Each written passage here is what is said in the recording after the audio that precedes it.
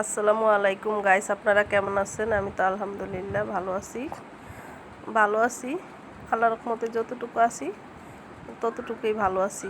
কি বলবো, আজকে 2 দিন ধরে শরীরটা ভীষণ খারাপ। যেমন ঠান্ডা লেগেছে তেমন জ্বর। আপনারা আমার গলার কণ্ঠ শুনলে অবশ্যই বুঝতে পারবেন যে আমার গলার অবস্থা মানে এতটাই খারাপ, ভয়েস দিতে কষ্ট হইতেছে। আমার শরীরটা ভীষণ খারাপ, কিন্তু এটা কি করব, এটা তো চাকরি। মানুষ যেমন অফিসে না গেলে চলে না, তেমন ভিডিও যারা চ্যানেল আছে, যারা ভিডিও ছাড়ে তারাই বুঝে। একমাত্র ভিডিও না দিলে সমস্যা হয়, যেহেতু নতুন চ্যানেল, বেশি ফলোয়ার নেই, তো ভিডিও না দিলে বা সাবস্ক্রাইবও বেশি নেই, ভিডিও দিতেই হবে যত কষ্টই হোক। তো রান্না বান্না আমি করতেছি না, 2 দিন ধরে মেয়ে রান্না করতেছে, তো একটু ভিডিও দিলাম। কালকে তো আপনাদেরকে শর্ট ভিডিও দিছি, ভিডিও দিতে পারিনি। কালকে শরীরটা ভীষণ খারাপ ছিল, একদম বিছানা থেকে উঠতে পারতেছিলাম না। আজকে তারপরে ওষুধ খাওয়ার পরে একটু ভালো লাগতেছিল, উঠলাম, উঠে পাকঘরে গেলাম। ভাবলাম যে মেয়েকে একটু হেল্প করি, কুটে টুটে দেই, ও রান্না করবে। তো মেয়ে কোনো কিছুতেই হাত দিতেছে না, রাগারাগি করতেছে। গেলাম পাকের রুমে যে একটু করলাগুলো কুটে দেই, না করলা ধরতেই দিবে না। মানে আমার সাথে খুবই রাগারাগি করতেছিল, কেন আমি কাজ করতে দিবে না, শরীর খারাপ সেজন্য। বলতেছে তুমি যে শুয়ে থাকো, তোমার এখানে কাজের কোনো নাই।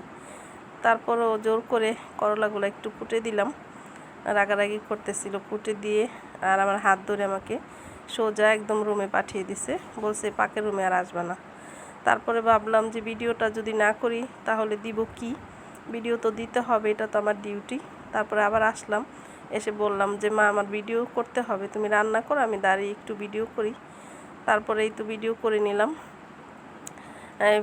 বাজার শেষ বলছিলাম কয়েকদিন আগে, যা আছে তা দিয়েই এই কয়েকদিন চালালাম।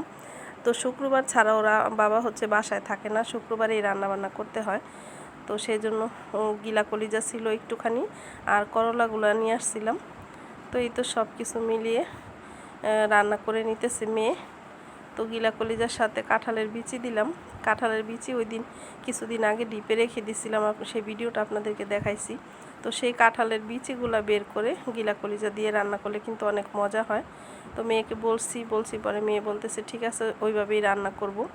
তো ছোট মানুষ রান্না করে না তেমন একটা, দেই না আমি আমার মেয়েকে কাজ করার জন্য। কিন্তু আমার শরীর খারাপ হলে আমার মেয়ে আমাকে একটা কুটাও নাড়তে দিবেন না, মানে খুবই অন্যরকম সব কাজ করবে, আমি ওরে কাজ করতে দেই না। ছোট মানুষ থাক, দেই না, আমার কাজ আমি করি। কিন্তু শরীর খারাপ হলে বন্দা সব কাজ করবে। এই তো রান্নাটাও হয়ে গেছে, আর এদিকে জাম্বুরা খেয়ে নিছি। তো সবাই কেমন ভালো থাকবেন। আর কি বলবো, জাম্বুরা ছিলে দিছিল, বসে বসে খাচ্ছিলাম। জ্বরের মুখে জাম্বুরা খেতে ভালোই লাগে।